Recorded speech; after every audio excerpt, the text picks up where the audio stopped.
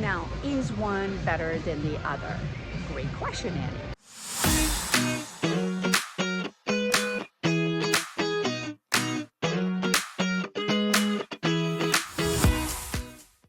Hey, we are back to shopping with Annie, and today we are talking about quinoa. Okay. Quinoa is an excellent grain. Most of us have been scared of carbohydrates. We think they're just going to make us fat and all of that nonsense. Okay. Quinoa is an excellent source of complex carbohydrates. Now, did you know that quinoa is actually not a grain? It's not like a rice or a pasta. It is a seed. It has the ability to not raise our blood sugar levels as high as some of the typical, rice or alternatives. So I'm a really big fan. Now, there are white quinoa, and then also this one, which I really like, which is a tricolor quinoa. Now, is one better than the other? Great question, Annie. So I love quinoa regardless of its colors. But when we look at some of the qualities, we love quinoa because it has great amounts of protein as well as iron, but it's the white quinoa that has the most iron in it. So if you're going to choose quinoa, choose the white one. And of course, if it comes in a bag like this previous one over there with the 3 colors of red and black, it's also a very good choice as well. They will taste the same, they cook exactly the same. Now, talking about cooking, one of my preferences with quinoa is actually to cook it in broth as opposed to water. So much tastier.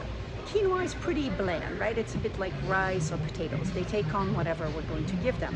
So why not add some more flavor? If you've got some home broth, obviously even better because you'll get the collagen, you're gonna get all the goodness. You could, of course, cook it in bone broth. You'll get more protein that way. Another excellent way to up your protein content. But you can also just do a vegetable, or one of my preferences is a nice mushroom broth, which would be so exquisite. Now, how do you use quinoa? You can of course use it as a side. Most people do that, right? You're having fish, you're having chicken, you're having pork. It is an excellent source and an easy side to make. Now, you can also add it to and mix it to your salads to make your salads more robust, right? As you're mixing leaves of lettuce or spinach or kale, and you're having hopefully, something else like red pepper, broccoli and all that, you just add at least 1/2 cup to 2/3 of a cup of quinoa. It will just help you feeling fuller longer, which is what we want, and save us from these horrible cravings in the afternoon where you just want to have, a cookie or 2 or maybe more.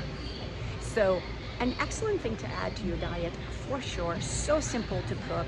And listen, when you do your meal planning, whenever that is, your Friday or Saturday or your Sunday, cook a big batch, right? A cup, 2 cups, it's gonna yield about twice that quantity. And then you just use it throughout the week as a great filler to your meals. It's a great way to be saving some time and getting you some fabulous nutrition as well. So get your protein, get your iron, and just some nice fulfillment and satiety that will help you so much. So how will you be cooking your quinoa this week?